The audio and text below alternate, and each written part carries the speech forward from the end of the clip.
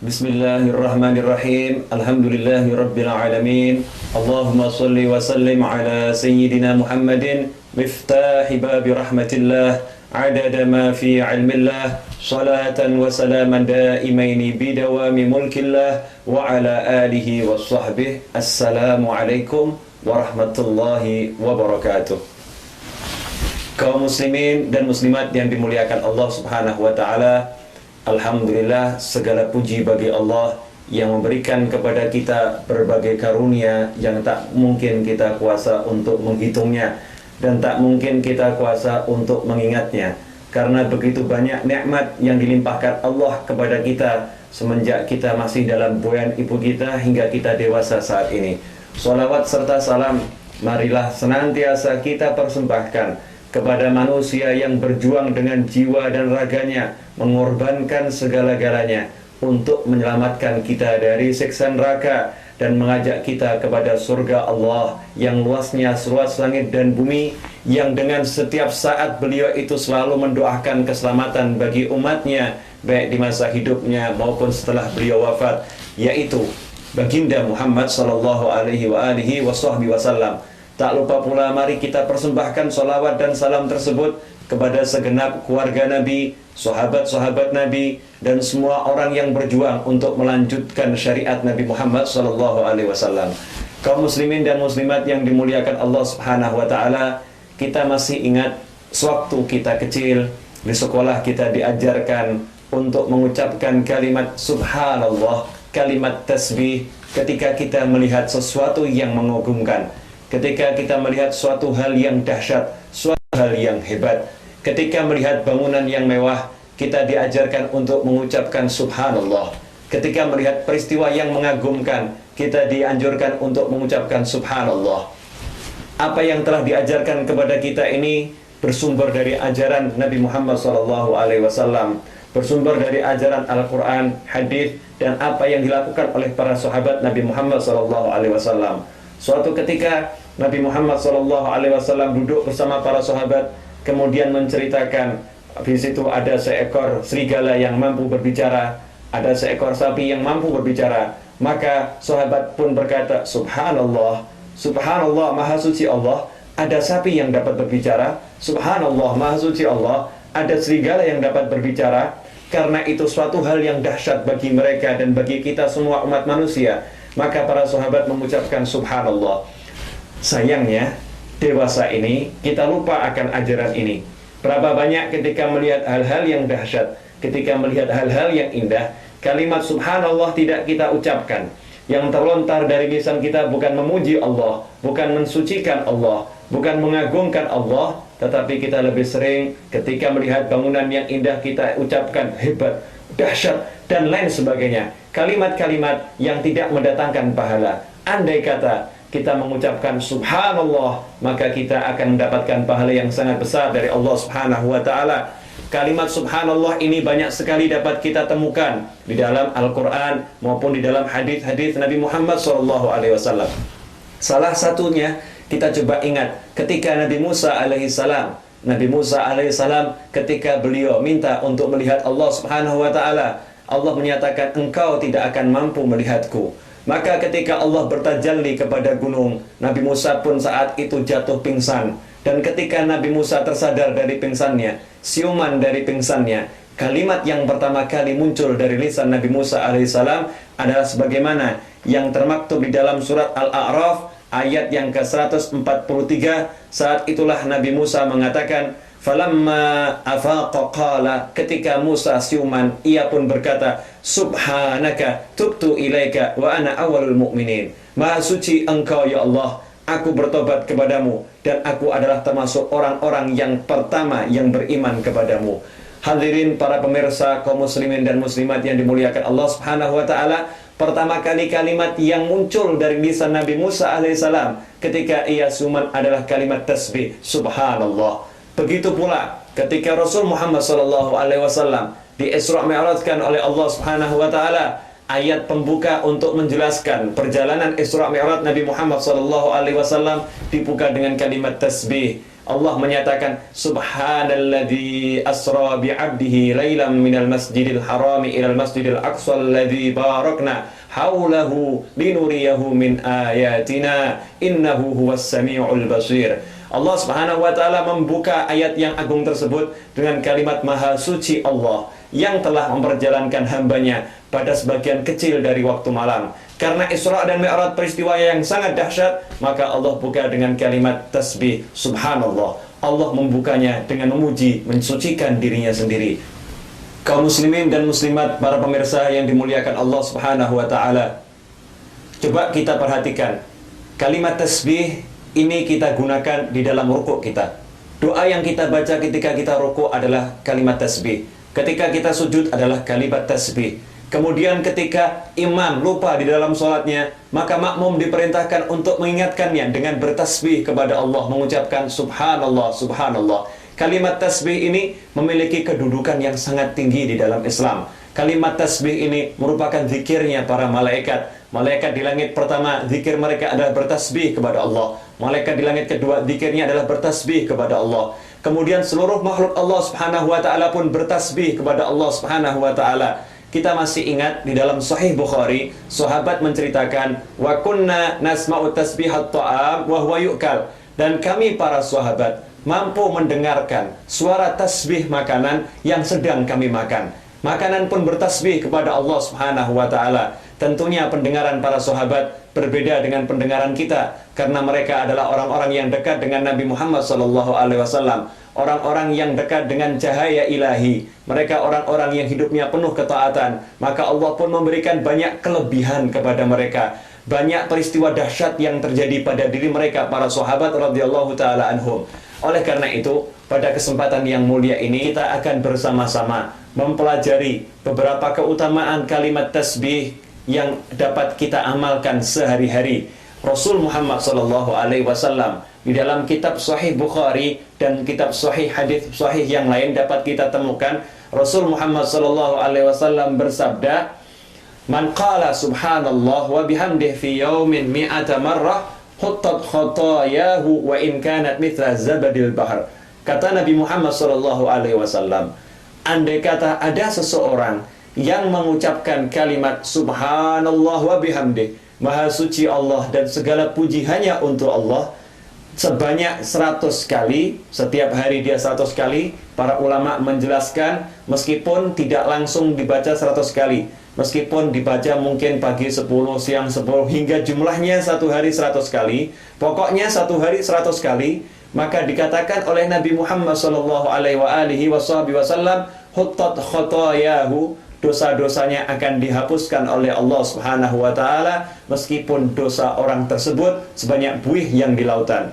Mengapa? Coba kita perhatikan kalimat tasbih ini dinyatakan oleh Rasul Muhammad SAW kepada Abi Dzar radhiyallahu anhu. Ketika Abi Dzar radhiyallahu anhu bertanya kepada Nabi Muhammad SAW, wahai Rasul, kalimat apa yang paling dicintai oleh Allah Subhanahu wa taala? Maka Rasul pun menyatakan, sesungguhnya kalimat yang paling dicintai oleh Allah adalah mastafallahu li malaikatihi. Apa kalimat yang paling dicintai Allah? Kalimat yang paling dicintai Allah adalah kalimat yang telah Allah pilihkan untuk digunakan berzikir para malaikatnya, yaitu kalimat subhanallah wa bihamdih. Kalimat subhanallah wa bihamdih ini adalah kalimat yang paling dicintai oleh Allah Subhanahu wa taala. Di dalam hadis yang lain, Rasul Muhammad SAW menyatakan, kalimatani khafifatani 'alal lisan, thaqilatani fil mizan, habibatani ilar rahman. Ada dua kalimat, kata Nabi Muhammad SAW, yang dia itu khafifatani 'alal lisan, sungguh ringan, sungguh mudah untuk diucapkan oleh lisan kita umat manusia. Thaqilatani fil mizan, kendati ringan diucapkan, tetapi bobot timbangannya kelak di hari kiamat akan sangat berat sekali. Habibatani ilar rahman, tidak cukup demikian, kalimat ini sangat dicintai oleh Allah Subhanahu wa taala yang Maha Penyayang. Apakah kalimat itu? Subhanallah wa bihamdih, subhanallahil azim. Sebagaimana yang termaktub dalam kitab Sahih Bukhari dan kitab hadis-hadis sahih yang lain. Subhanallah wa bihamdih, subhanallahil azim. Coba kita perhatikan berapa banyak dalam hari-hari yang telah lampau ini, hari-hari yang telah kita lewati, pahala-pahala yang besar ini terlewatkan begitu saja. Lisan kita tidak berzikir setiap hari, tidak membaca subhanallah bihamdih 100 kali, tidak bertasbih 100 kali. Banyak kalimat tasbih yang kita buang, yang tidak kita amalkan. Padahal kalimat tasbih ini punya pahala yang sangat tinggi. Saya akan ambilkan satu cerita tentang keutamaan kalimat tasbih. Sebagaimana dinyatakan oleh Nabi Muhammad SAW dalam sebuah hadis, Rasulullah menyatakan, "Man qala subhanallah wa bihamdih, ghurisat lahu nakhlatun fil jannah." Barang siapa mengucapkan subhanallah wa bihamdih, maka ditanamkan untuknya satu pohon kurma di surga. Ini menunjukkan bahwasanya kalimat subhanallah bihamdih sangat tinggi pahalanya. Juga pernah dinyatakan oleh Rasulullah SAW dalam sebuah hadis yang lain, "Man qala subhanallahil azim wa bihamdih, ghurisat lahu nakhlatun fil jannah." Barang siapa mengucapkan subhanallahil azim wa bihamdih, ditanamkan satu pohon kurma untuknya di surga. Suatu ketika sekelompok orang berjalan bersama seorang yang soleh melewati sebuah kebun kurma. Saat itu orang yang soleh ini bertanya kepada rekan-rekannya, kepada teman-temannya, milik siapa kebun kurma ini? Dijawab, kebun kurma ini milik fulan. Kemudian orang soleh itu bertanya, berapa pohon kurma yang ada di dalam kebun ini? Dijawab, sekian ratus. Maka saat itu ia pun mengajak teman-temannya untuk duduk dan ia pun berkata, saudara-saudaraku, kita tidak memiliki kebun kurma di dunia ini, tetapi jangan sampai di akhirat kita tidak memiliki kebun kurma. Karena itu, mari kita bersama-sama membaca subhanallah wa bihamdih sebanyak jumlah pohon kurma yang ada di dalam kebun itu. Sebab Rasul bersabda, siapa yang mengucapkan kalimat subhanallah wa bihamdih, ditanamkan untuknya satu pohon kurma di surga. Maka mereka duduk bersama-sama mengucapkan subhanallah wa bihamdih, subhanallah wa bihamdih, subhanallah wa bihamdih. Ini menunjukkan bahwasanya orang-orang yang soleh, pikiran mereka, hati mereka senantiasa memikirkan akhirat, kedudukan yang tinggi di sisi Allah Subhanahu wa Ta'ala. Kalau kita rajin baca kalimat ini, ditanamkan untuknya banyak pohon kurma di surga, berarti kita di surga udah punya lahan yang luas, kita udah punya taman yang besar. Kalau udah punya taman yang besar, maka insya Allah kita akan masuki taman itu. Tetapi barang siapa yang tidak punya taman di surga, tidak punya rumah di surga, maka apakah dia akan memasuki surga itu? Dari sekarang kita pesanlah tempat di surga dengan banyak-banyak membaca kalimat subhanallah wa bihamdih dan kalimat tasbih yang semisalnya. Kemudian dalam hadis yang lain, Rasulullah SAW menyatakan, sebagaimana yang diriwayatkan di dalam riwayat hadis Tirmidzi, an Ibnu Mas'ud radhiyallahu anhu qala Rasulullah SAW.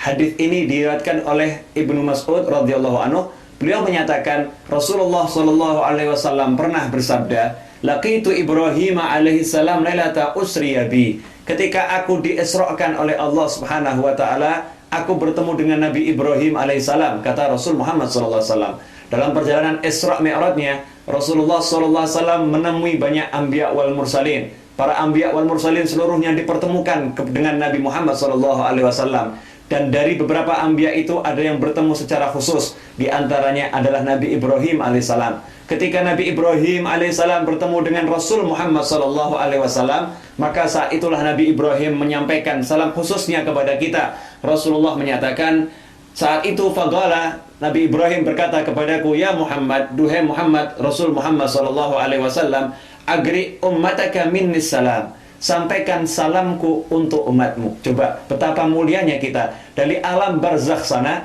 kita mendapatkan ucapan salam yang artinya doa keselamatan dari Nabi Ibrahim alaihissalam, kakek Nabi Muhammad SAW. Nabi Ibrahim kemudian mengucapkan, tidak cukup mengucapkan salam, Nabi Ibrahim memberi kita hadiah.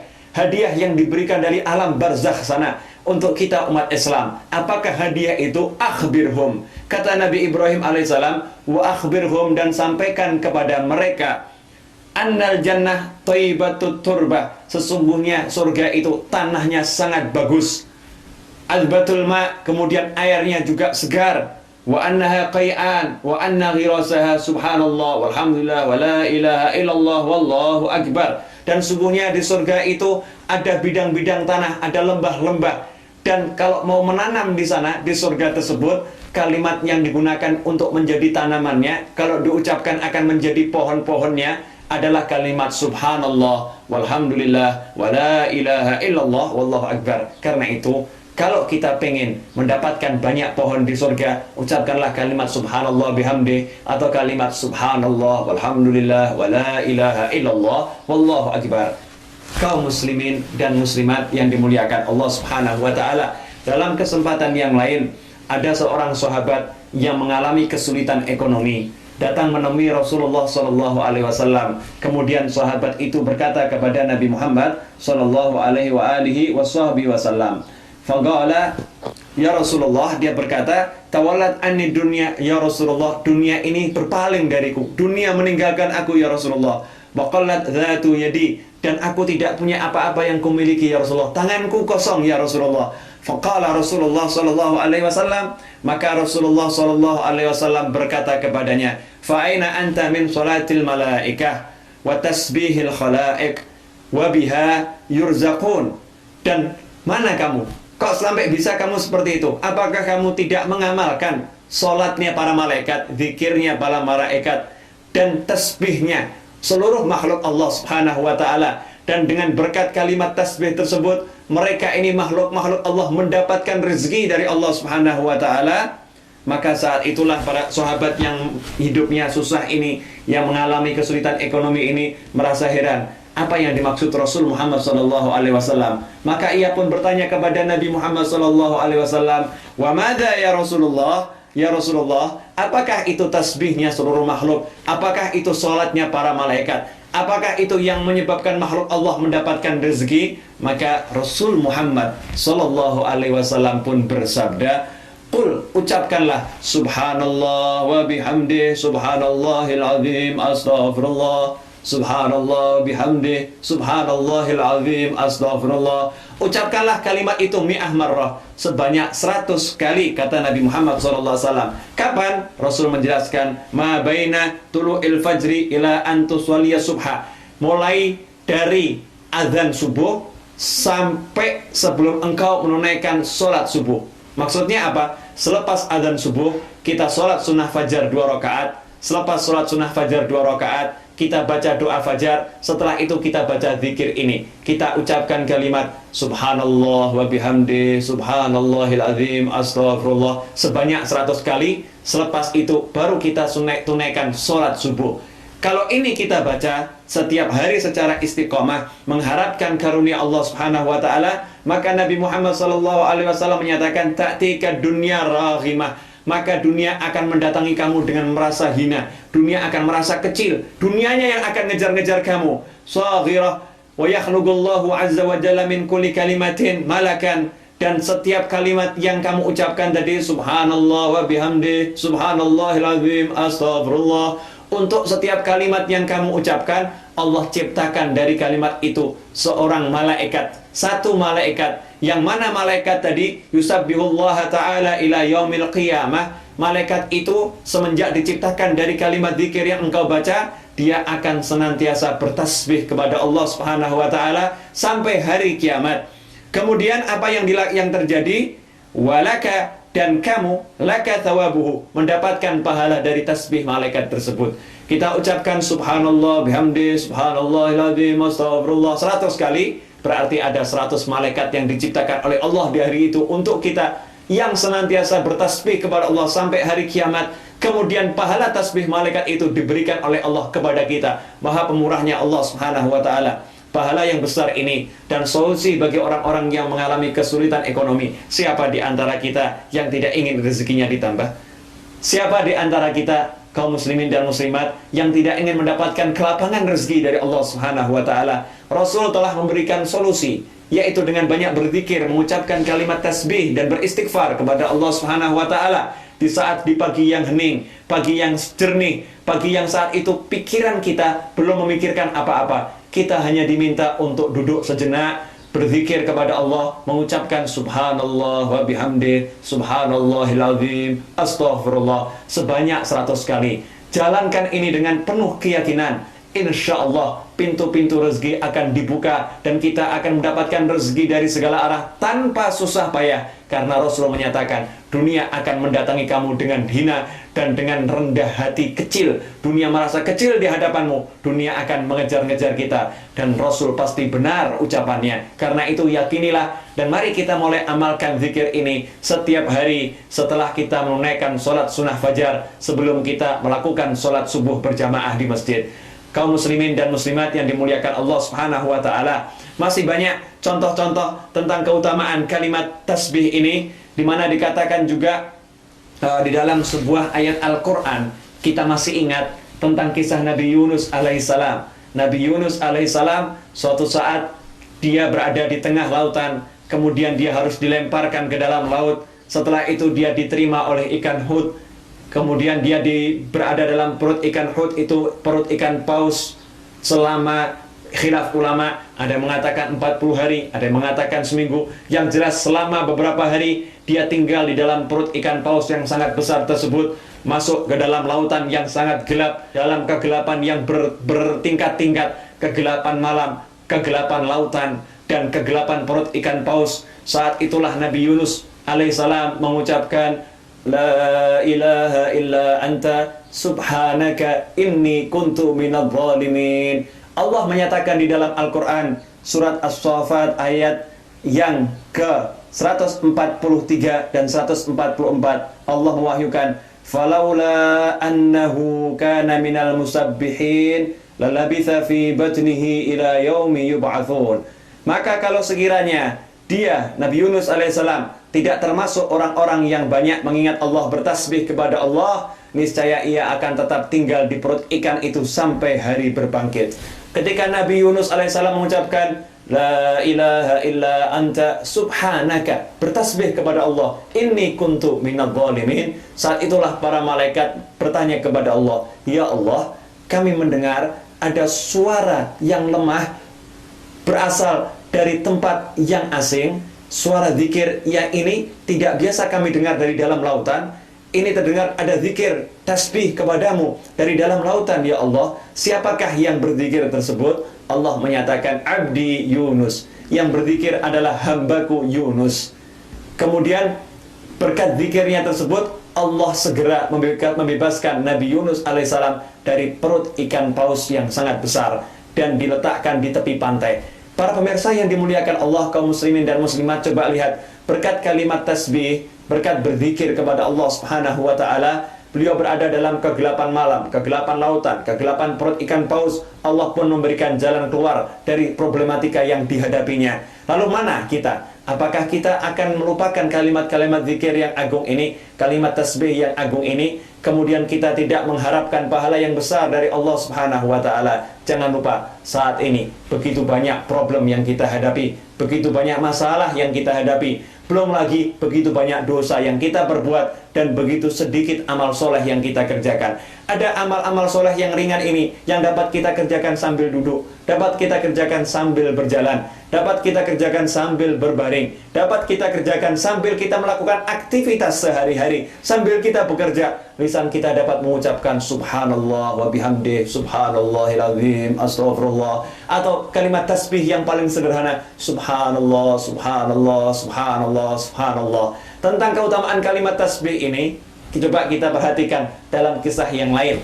Orang-orang miskin datang menghadap kepada Nabi Muhammad SAW. Saat itu mereka mengadukan kepada Rasul perihalnya. Cuman beda orang miskin di zaman Nabi dengan orang miskin kita-kita ini di zaman sekarang. Kalau di zaman Nabi, mereka datang menghadap Nabi bukan mengadukan kemiskinannya, tetapi mengkhawatirkan pangkatnya di akhirat. Mereka udah merasa miskin di dunia, mereka tidak ingin miskin di akhirat. Mereka ingin menjadi manusia-manusia yang di akhirat mendapatkan derajat yang tertinggi. Maka mereka pun mengadukan kepada Nabi tentang amal soleh yang dilakukan oleh orang-orang kaya. Mereka khawatir nanti kalau di akhirat pangkatnya kalah tinggi dengan orang-orang kaya. Mereka menyatakan, ya Rasulullah, duhai Rasulullah, duhai Nabi Allah Muhammad SAW, Zahaba ahlud duthur bil ujur wa darajatil ula wa na'imil mugim. Ya Rasulullah, orang-orang kaya ini mereka akan pergi menuju surga dengan pahala yang banyak, dengan derajat-derajat yang tinggi. Mereka akan mendapatkan kenikmatan yang abadi.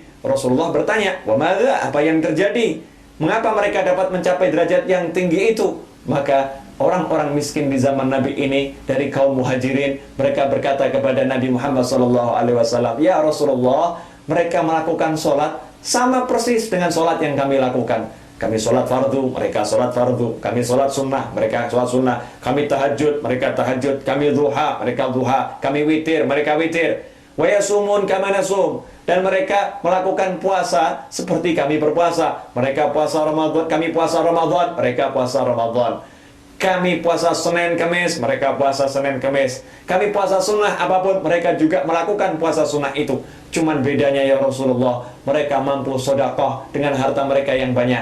Mereka mampu membebaskan budak dengan harta mereka yang banyak. Sedangkan kami kaum miskin ini ya Rasulullah, tidak mampu untuk bersedekah dengan sedekah yang banyak tersebut. Tidak mampu membebaskan budak. Tentunya kami dari sisi ini pahala kami kurang. Sehingga nanti di akhirat kami akan kalah pangkat dengan orang-orang kaya itu ya Rasulullah. Maka Rasulullah SAW pun menyatakan kepada mereka, lalu mana? Apakah kalian tidak melupakan? Bukankah Allah sudah mengajarkan kepada kalian hal-hal yang dapat kalian gunakan untuk sedekah? Maka orang miskin pun heran, apa ada sedekah selain dengan harta? Maka saat itulah mereka bertanya, apa itu ya Rasulullah? Rasulullah menyatakan, sesungguhnya setiap kalimat tasbih yang kalian ucapkan adalah sedekah. Setiap takbir yang kalian ucapkan adalah sedekah. Setiap kalimat tahlil yang kalian ucapkan adalah sedekah. Setiap kalimat tahmid yang kalian ucapkan adalah sedekah.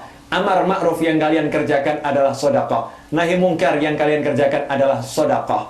Dan kalau kalian melakukan hubungan dengan istri kalian, pasangan hidup kalian, maka itu adalah sedekah. Maka para sahabat heran, ya Rasulullah, apakah dengan kami memuaskan hawa nafsu kami kepada istri kami, pasangan hidup kami, oleh Allah diberi pahala? Rasul pun menjawab, bukankah kalau kalian lakukan di tempat yang haram, maka itu akan mendatangkan dosa? Maka jika kalian lakukan di tempat yang halal, maka itu mendatangkan pahala pula. Dalam hadis yang lain, Rasulullah SAW mengajarkan kepada orang-orang miskin tersebut dari kelompok para muhajirin, orang-orang yang kurang mampu ekonominya ini, Rasul mengajarkan, maukah kalian ku ajarkan sesuatu? Maukah kalian ku ajarkan sesuatu yang jika kalian amalkan, maka kalian akan mengalahkan, kalian akan menyusul, kalian akan mendahului orang-orang yang telah meninggal dunia sebelum kalian. Orang-orang baik yang meninggal dunia sebelum kalian, mampu kalian susul derajatnya di sisi Allah. Dan orang-orang yang akan lahir kemudian, orang-orang yang akan datang kemudian, tidak akan mampu mengejar kedudukan kalian. Mereka menjawab, tentu kami mau ya Rasulullah. Apakah itu ya Rasulullah? Rasulullah mengatakan, selepas sholat, ucapkanlah kalimat Subhanallah 33 kali, Alhamdulillah 33 kali, Allahu Akbar 33 kali. Di hadis yang lain disebutkan, dan tutuplah dengan kalimat La ilaha illallah wahdahu la syarikalah, lahul mulku wa lahul hamdu wa huwa ala kulli syai'in qadir. Jika kalian amalkan ini, maka tidak ada yang mampu mengejar kedudukan kalian kecuali orang-orang yang mengamalkan persis seperti amal kalian. Maka orang-orang miskin ini dari kelompok muhajirin pulang dengan hati yang senang, karena mereka merasa saat inilah kami dapat mengalahkan orang-orang kaya. Itulah semangat orang-orang miskin di zaman Nabi untuk mendapatkan derajat tinggi di sisi Allah Subhanahu wa taala. Mereka pun mulai makannya. Selepas sholat mengucapkan Subhanallah, Subhanallah, Subhanallah 33 kali, Alhamdulillah, Alhamdulillah, Alhamdulillah 33 kali, Allahu Akbar, Allahu Akbar, Allahu Akbar 33 kali. Dan ditutup dengan La ilaha illallah wahdahu la syarikalah, lahul mulku wa lahul hamdu wa huwa ala kulli syai'in qadir. Berita ini pun tersebar, orang-orang kaya pun mendengar. Orang kaya yang mendengar orang miskin mendapatkan zikir dari Nabi, maka mereka pun mengamalkan yang sama. Maka setelah orang miskin tahu orang kaya mengamalkan zikir mereka, datanglah orang miskin ini kepada Nabi Muhammad SAW. Mereka berkata, ya Rasulullah, orang-orang kaya meniru apa yang kami lakukan. Maka Rasul bersabda, dzalika fadlullah yu'tihi may yasha. Itulah karunia Allah yang Allah berikan kepada orang-orang yang Allah kehendaki. Artinya, orang-orang kaya itu tadi yang meniru kalian bukan sembarang orang kaya. Memang orang-orang yang telah dipilih oleh Allah Subhanahu wa taala. Kaum muslimin dan muslimat yang dimuliakan Allah Subhanahu wa taala, kalimat tasbih yang begitu besar fadilahnya ini, kalimat tasbih yang begitu tinggi derajatnya ini jangan kita lupakan. Kalau kita ingin mendapatkan rezeki yang banyak dari Allah Subhanahu wa taala, yang barakah, rezeki yang bermanfaat di dunia dan di akhirat, rezeki yang tidak mendatangkan penyakit, rezeki yang mendatangkan maslahat, maka berbanyak-banyaklah bertasbih kepada Allah Subhanahu wa taala. Karena di dalam sebuah hadis disebutkan kalimat tasbih tersebut yajlibur rizq, akan menarik atau mendatangkan rezeki Allah Subhanahu wa taala. Kaum muslimin, para pemirsa yang dimuliakan Allah Subhanahu wa taala, di samping itu kalimat tasbih ini punya manfaat juga menurut para ulama untuk menguatkan jasmani kita. Sebagaimana diriwayatkan, suatu hari Sayyidatina Fatimah Zahra radhiyallahu taala anha datang ke rumah ayahnya tercinta Nabi Muhammad sallallahu alaihi wasallam untuk meminta pembantu dari ayahnya, karena saat itu ayahnya sedang membagi-bagikan pembantu kepada para sahabat. Sayyidatuna Fatimah Zahra yang berat hati untuk meminta pembantu kepada ayahnya ini, karena demi menyenangkan hati suaminya yang memintanya untuk meminta pembantu kepada Rasulullah, sang suami Ali bin Abi Thalib radhiyallahu anhu yang tidak tega melihat tangan istrinya yang pecah-pecah. Putri Rasul yang hidup bersamanya tangannya itu hancur karena setiap hari harus menggiling tepung sendiri. Coba kita perhatikan betapa mulia putri Nabi Muhammad SAW menggiling tepung dengan batu dengan tangannya yang mulia sendiri, menyapu dengan tangannya yang mulia sendiri, membersihkan rumah dengan tangannya yang mulia sendiri, sehingga disebutkan di hadis baju Fatimah Zahra itu berdebu. Wajah Fatimah Zahra itu berdebu pula karena kena daripada asap-asap masakan dapurnya, karena kena debu-debu yang ada di tepi padang di rumahnya yang masuk dari tepi padang pasir. Saat itulah Ali bin Abi Thalib iba melihat kondisi istrinya, maka ia menyarankan untuk meminta kepada Sallallahu Alaihi Wasallam seorang pembantu demi meringankan tugasnya, demi meringankan pekerjaannya. Maka berangkatlah Fatimah Zahra radhiyallahu taala anha menemui ayahnya tercinta Nabi Muhammad SAW. Sesampainya di sana, ternyata Rasulullah lagi keluar. Rasulullah tidak ada di rumah. Maka Fatimah Zahra pulang kembali ke rumahnya. Ketika Nabi Muhammad SAW sampai di rumah, coba kita perhatikan bagaimana Nabi ketika mendengar putrinya datang ke rumahnya. Maka di malam yang gelap gulita, malam yang dingin, Rasul tidak menunda-nunda. Rasul pun ketika mendengar kabar dari Sayyidatuna Aisyah bahwasanya Fatimah tadi datang ke sini meminta pembantu, maka Rasulullah SAW segera pulang menemui Fatimah Zahra, berkunjung ke rumah Fatimah Zahra di malam yang gelap gulita, malam yang dingin itu. Saat sampai di rumah Fatimah Zahra akan bangkit menyambut ayahnya setelah keduanya dengan Ali bin Abi Thalib berbaring di tempat tidur. Sebagaimana kita ketahui kebiasaan Rasul Muhammad SAW, jika putrinya tercinta berkunjung ke rumahnya, ke rumah beliau SAW, maka Rasul bangkit menyambutnya, kemudian mengecup keningnya, setelah itu menggandengnya dan mendudukkan di sampingnya.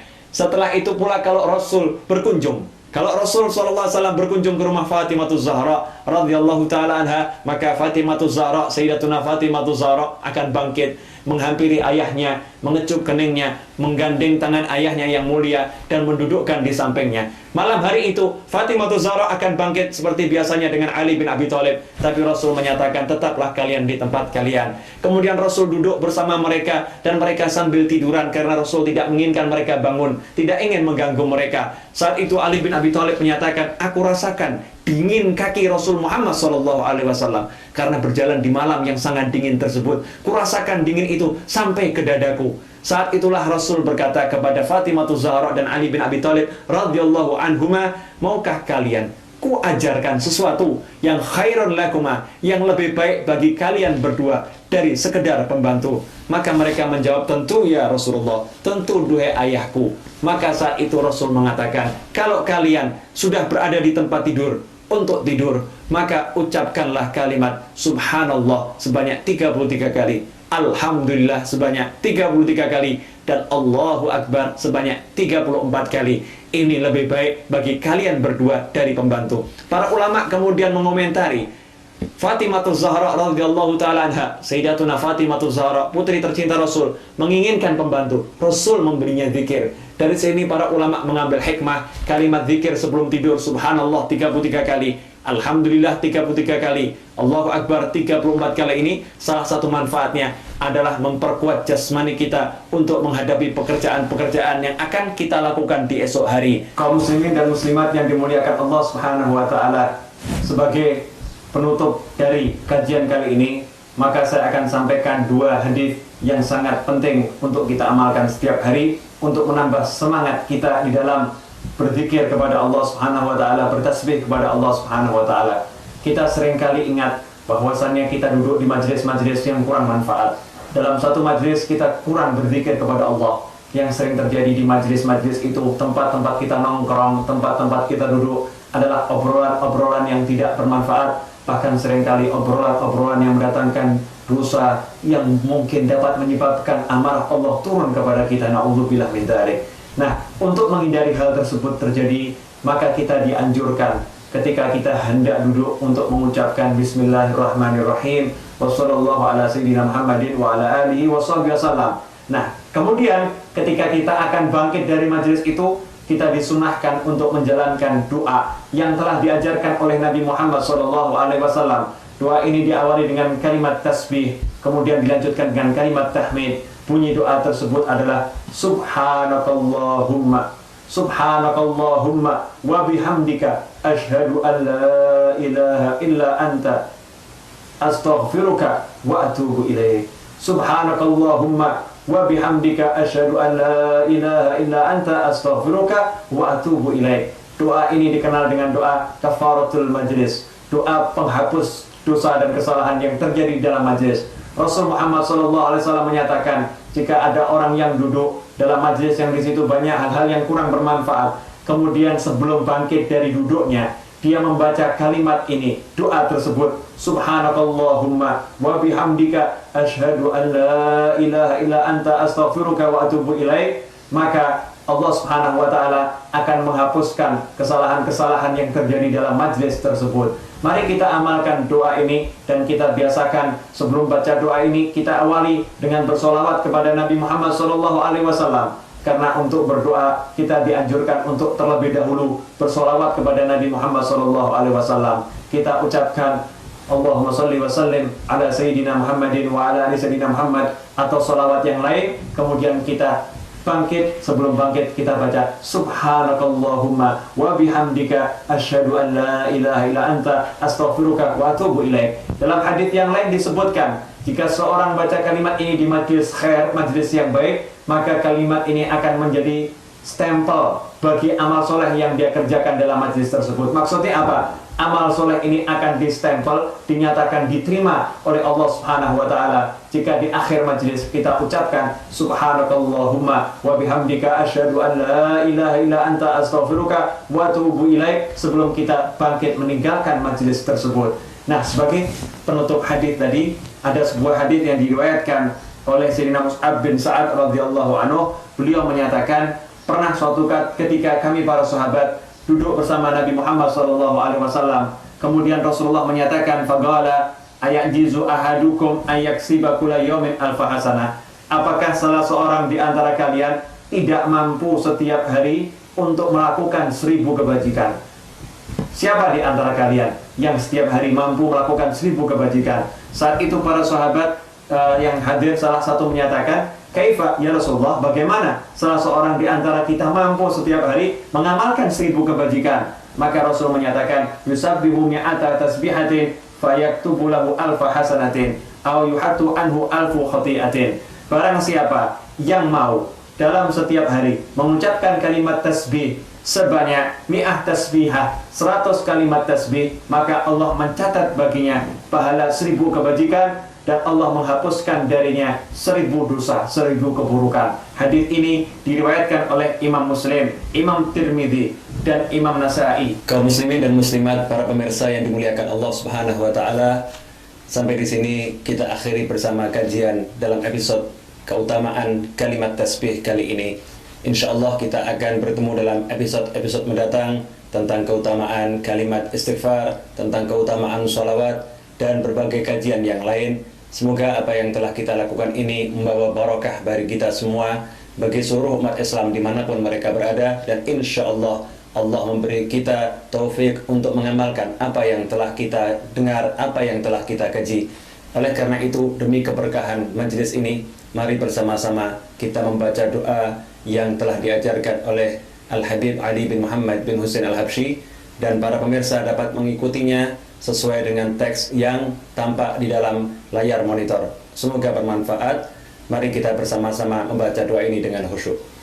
Allahumma salli wa sallim ala sayyidina Muhammadin miftahi babi rahmatillah adada ma fi ilmillah salatan wa salaman daimaini bidawami mulkillah wa ala alihi wa sahbihi Allahumma ja'al fi ta'atika farahi wa sururi wa fi mardatika jami'a umuri Allahumma ya alim bihalati wa muttali' ala sarairi wa niyati اقضي جميع حاجاتي واغفر ذنوبي وسيئاتي وتجاوز عن خطيئاتي وزلاتي وتقبل جميع حسناتي وسامحني فيما مضى وما يأتي واكتبني في ديوان ساداتي واسلك بي سبيل نجاتي في حياتي ومماتي